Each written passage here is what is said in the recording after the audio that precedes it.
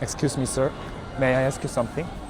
I'm just a content creator in YouTube, and I'm just taking an interview with the live questions. So if you okay, is it okay to take your 10 minutes? Yeah, sure. Oh, really? Thank you. And she will be taking a camera? Yeah, no worries. Oh, yes.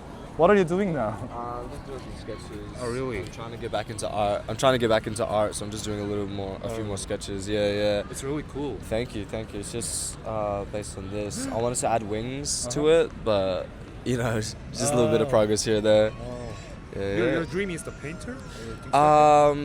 Nah, it's just for the enjoyment, I want to work in like a gallery for sure, but that's nothing solid, I'll take whatever comes. Okay. Then if it's okay, could you introduce yourself briefly? Yeah, my name is Basilwa, and I'm an RMIT student here in Melbourne. Then our first question would be a little bit tough, but if you have any regret, what is your biggest regret in your life? Damn. Biggest regret. Yeah, biggest regret. My biggest regret, I guess just not reading more when I was younger. Yeah. Like I started reading more books now that I'm older, and like I'm seeing the use in that. But like for sure, I was not reading enough books when I was younger. There's so much more information out there that I could have had sooner if I was. Why do you think reading is important in life? Just with the way that we break down information nowadays, it's like usually through social media or like through our phones and stuff like that. And because of like the way that fills our dopamine receptors, we don't actually take on the information in the way that's helpful, while books force us to really break down and focus on the information that we're really pulling into ourselves. It allows us to be a lot more competent, and allows us to have a lot more thorough understanding of the media we're taking in, as well as slowly build the skills to make a difference between actual genuine information and disinformation and misinformation. Then I just have a curiosity. So how do you manage your dopamine in now time? Now? Yes. Damn, it's kind of like just catching yourself whenever you can, because with the way that a lot of our lives have been monopolized by only a certain few companies, we kind of need our social media to manage work. Like I work in a lot of the fashion scene or our local political scene, and in both things I just have to have my socials open so I could really interact with those people. But taking the time when you can to really like step away from those things and like be able to sit by yourself, be able to enjoy the quiet, because that's what a lot of people just fail to do, just need to flush yourselves. So just taking times like this where I'm not really using my phone, just sitting in the park drawing, really just taking in your surroundings, I feel like that allows you to really flush out how how overstimulated a lot of our brains are, and break down what's needed. What you do today is very inspiring to us. Thank you. Yeah. Very much. Then if it's okay, may I ask you, how old are you? I'm 21. 21. Yeah. And if you could give one piece of advice to your younger self, what would it be? Hold on. I know what I wanted to say, but it would have been a little bit crazy. Okay. If anyone ever talked to you crazy, punch him in the jaw. Punch him in the jaw. If he's ever talking to you and he's got too much bass in his voice, give him a reason to lower his tone. Yeah. That's very Yeah. Then it's also my curiosity that what is your biggest insecurity now? Insecurity. Yes. Damn. Not really anything. I'm just kind of at a point of like trying to be self-actualized and enjoy myself for how I am fully. Well, while I was younger, I definitely had a lot more insecurities. As I am now, I've come to accept a lot of myself, even the parts that I feel could be a little bit better, but it's still, regardless, like that is me. I'm me all the way. I'm going to love me no matter where it is. Then when we see some statistics, we can see a lot of modern society's people are unhappy in this time. So why do you think that happened in this modern society?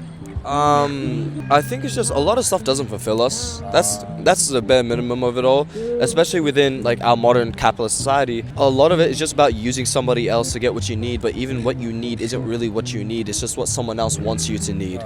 Like I easily got a dopamine addiction as is, and I always feel like the need to use my phone, but like you go a week without using socials and you're just like, damn, I don't need that. I don't miss that. You don't need to go out and buy all these crazy things. Like, yeah, it's nice to have the nicest clothes and all that, but like, do you need that? If what you have is what you need to fulfill you and feel satisfied, then extending yourself further than that doesn't really get you much else. It just feels like wasted effort. You're so good at answering. Yeah. Then we will gonna change the topic to the love. So, if you have any love advice to your younger self, what would it be? Take your time. Nah. Stop lying to these girls, bro. stop lying to these girls, stop lying about yourself, just keep to yourself, keep your head down, and you'll find that person soon that really was meant for you. Yeah. Then what is the key to healthy relationship, do you think?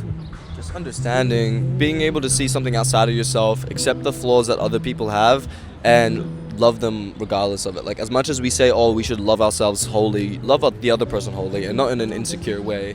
Know that as long as you respect yourself and are able to respect the other person, then you'll really be able to find a more fuller version of love, and to always try to pursue love in a way that will fulfill yourself. If we are just doing it in a way because we're bored, then it's not really love, is it? It's just short-term distraction. Like, if the act in itself allows you to grow, like allows you spiritually to grow, like Bell Hooks has the definition for love being an act which allows you to be more spiritually fulfilled. As long as whatever action you take follows that definition, and then I feel like it works. Yeah. Then when you realize that you love someone, I'd say it takes time. Like, I'm very cautious with it because I feel like so many people throw out around the word for love so easily, but like taking the time to really allow things to build up so that those words can have a lot of weight to them really does make it more meaningful.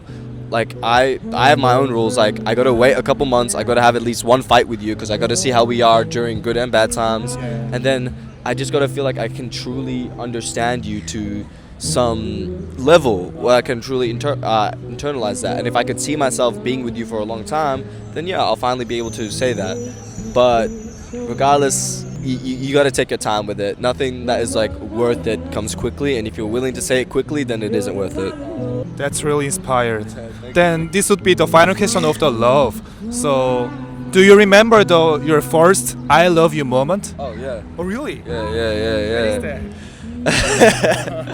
Oh, I wrote it in a poem. Yeah, I'm an artsy guy. I actually got the poem here. Really? Yeah, but oh no.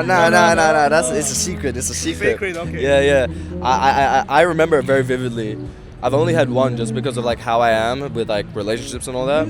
Where with one person I was like, yeah, no, this is someone I feel worth trying for and saying it for. But yeah, it was a good moment. I felt happy saying it, and that's all I need to do. It was the truth for a while when I did say it, but being able to speak your truth is it's good. It's like you're releasing good energy into the world. That's very impactful. Then, if it's okay, I just collect some answer of the two questions in this sketchbook. Easy. You said How to love someone. how to love somebody. Damn. You say how? It's like you gotta cook for them. You always make sure you gotta cook for your partner. You gotta obviously spend a lot of time with them. Really get to understand them in their present and their past and what they want for their future. Really be able to like enjoy their presence. Like, you gotta like be able to sit somewhere without many other distractions and just be able to not have to speak, being able to sit with somebody and just enjoy that energy, like just enjoying the energy. Yeah, I think that's all you really need. That's the important thing. Yeah. Joy. And just get to understanding there's like two levels to each person. That person that they consciously are, and then who they unconsciously are. Like, I could say I like some food, but maybe inside of me I'm like, I'm not really that crazy about it. I'm just saying I like it a lot, like I'm overselling it. In the same way, we have our versions of ourselves that we try to express, and then the version of ourselves that we inherently are. Understanding your partner and how they try to express themselves, and then how they inherently are, I feel like just allows you to understand. It allows you to conduct their energies a lot better. Yeah, that's cool. So just enjoy an energy. Then I want to just one more question. So, what is the most undervalued value in this modern society, do you think? Most undervalued value. Damn. I say it's corny, but time. Like, we are so busy on the next thing that we aren't able to enjoy the current moment. Even if you don't got something much going on, just being able to sit and enjoy the cold weather, the clouds, the trees around you, the people walking by, really appreciating that feeling of sonder, and enjoying the time that you get to have with other people, but not in a way where it's like, oh, I gotta always hang out with these people, go out to this and this and that. Just being able to be present in all of it, in all that energy that comes around you, and caring for those people that